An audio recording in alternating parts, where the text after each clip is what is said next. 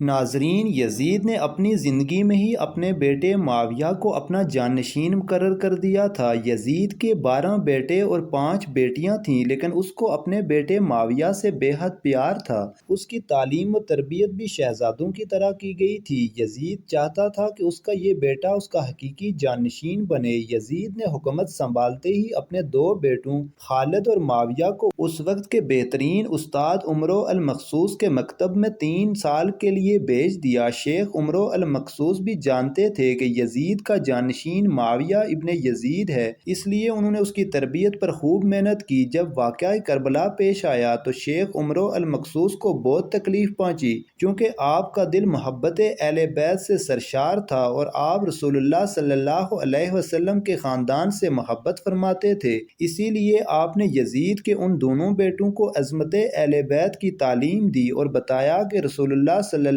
علیہ وسلم کا فرمان عالی شان ہے کہ میں تم سے اجر رسالت کچھ نہیں مانگتا، بس میرے اہل بیت سے محبت کرنا۔ ایک طرف کربلا کا واقعہ پیش آیا اور جگہ جگہ یزید کے خلاف بغاوتیں اٹھنے لگیں، تو وہیں دوسری طرف معاویہ جو یزید کا جانشین تھا، اس کی تربیت ایک سچے عاشق رسول کر رہے تھے۔ واقعہ کربلا کے تیسرے سال سن 683 میں یزید عبرتناک موت سے دوچار ہوا تو معاویہ ابن یزید بھی کچھ عرصے کے بعد تخت نشین ہو گیا۔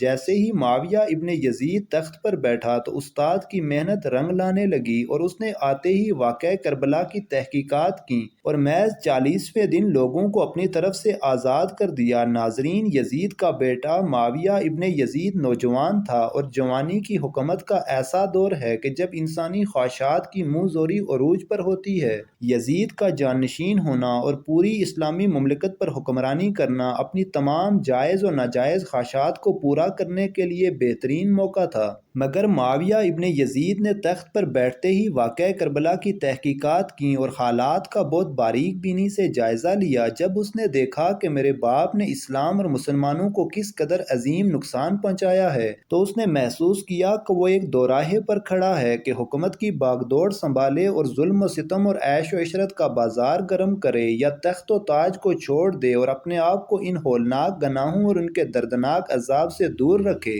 بالآخر اس نے فیصلہ کر ہی لیا۔ اس کا فیصلہ ان کی تعلیمات اور ایمان کے طفیل ہی ممکن ہوا جو اس کے رگ و پے میں شامل ہو چکا تھا۔ اس نے پختہ ارادے کے ساتھ حکومت کے عہدیداروں اور عوام کو مسجد میں جمع کیا اور پھر خود منبر پر جا بیٹھا۔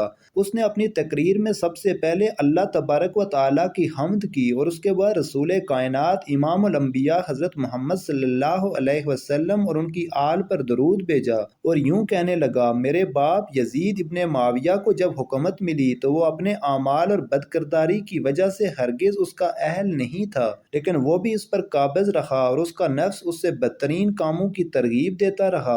ہاں، وہ اپنے برے کاموں پر فخر بھی کرتا تھا اور اس نے اللہ کی بتائی ہوئی حدود سے تجاوز کیا۔ رسول اللہ صلی اللہ علیہ وسلم کی آل پر اس نے بدترین مظالم ڈھائے، لیکن اس کی حکومت کی مدت بہت ہی تھوڑی تھی اور بہت جلد اس کی شرمناک زندگی کا خاتمہ ہو گیا اور آج وہ اپنے اعمال کے حساب کتاب میں الجھا ہوا ہوگا۔ جب معاویہ ابن یزید کی بات یہاں تک پہنچی تو اس کا گلا رک گیا۔ کافی دیر تک وہ بلند آواز میں روتا رہا اور اس کے بعد وہ دوبارہ لوگوں سے ہم کلام ہوا اور اس نے کہا: اے لوگو، میں تمہارے گناہوں کا بوجھ اپنے کندھوں پر نہیں اٹھا سکتا اور نہ ہی تمہاری دوستی کا توق اپنے گلے میں ڈالوں گا۔ میری خواہش تو یہ ہے کہ حکومت شہزادہ حسین حضرت امام زین العابدین کے حوالے کر دی جائے، یا تم خود جو بہتر سمجھو وہ کرو، یا وہ حکومت کرے جس کا تم انتخاب کرو۔ میں اپنی بات سے تم لوگوں پر سے ہاتھ اٹھاتا ہوں اور اس خلافت کو چھوڑتا ہوں۔ ناظرین، معاویہ ابن یزید کے ان جملوں نے محفل میں ایک طوفان برپا کر دیا۔ یوں یزید کے بیٹے معاویہ ابن یزید نے حکومت کرنے سے انکار کر دیا۔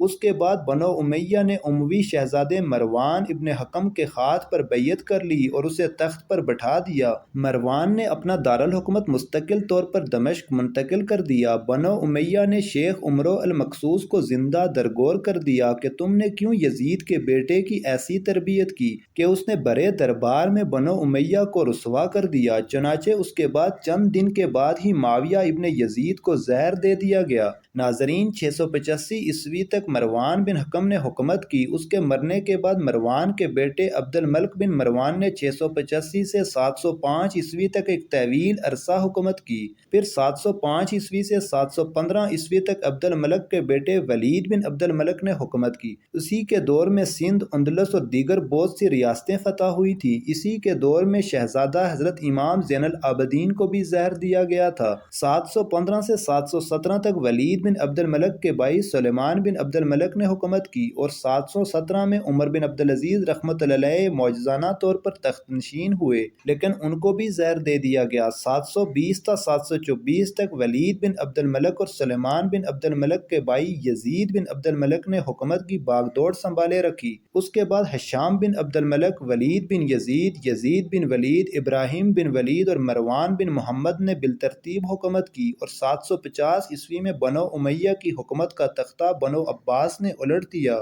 بنو امیہ کا آخری حکمران مروان ثانی ایک انتہائی سست اور ڈرپوک حکمران تھا۔ اس نے ابو مسلم خراسانی کے ہاتھوں شکست کھائی اور یوں بنو عباس کی حکمرانی شروع ہوئی۔ ناظرین، تاریخی کتابوں میں درج ہے کہ ابو مسلم خراسانی نے بنو عباس کے ابو جعفر المنصور اور ان کے بھائی ابو العباس الصفا کو حکمرانی سونپ دی۔ اس طرح بنو عباس کے پہلے حکمران ابو العباس نے آتے ہی بنو امیہ کا نام و نشان مٹانے کی قسم کھائی۔ بہت سے لوگوں کو قتل کر دیا گیا اور کربلا کے واقعے میں ملوث تمام کرداروں کی قبریں تک کھود دی گئیں۔ اسی طرح بنو عباس کے حکمران ابو العباس الصفا نے یزید کی قبر کو بھی کھدوایا اور یہ کام اس نے اپنی نگرانی میں کروایا۔ وہ چاہتا تھا کہ یزید کو قبر سے نکالے اور اس کی لاش کو سولی پر لٹکائے۔ چنانچہ یزید کے مرنے کے 65 سال بعد اس کی قبر کو اس وقت کے حکمران ابو جعفر اور ابو العباس کی نگرانی میں کھدوایا گیا۔ لیکن جب قبر کو کھولا گیا تو سب یہ دیکھ کر حیران رہ گئے کہ اس میں لکڑیوں کی راکھ، بدصورت کتے اور ایک ایدھائے کے سوا کچھ نہ تھا۔ مزید اچھی ویڈیوز دیکھنے کے لیے چینل کو سبسکرائب کریں۔ جزاک اللہ۔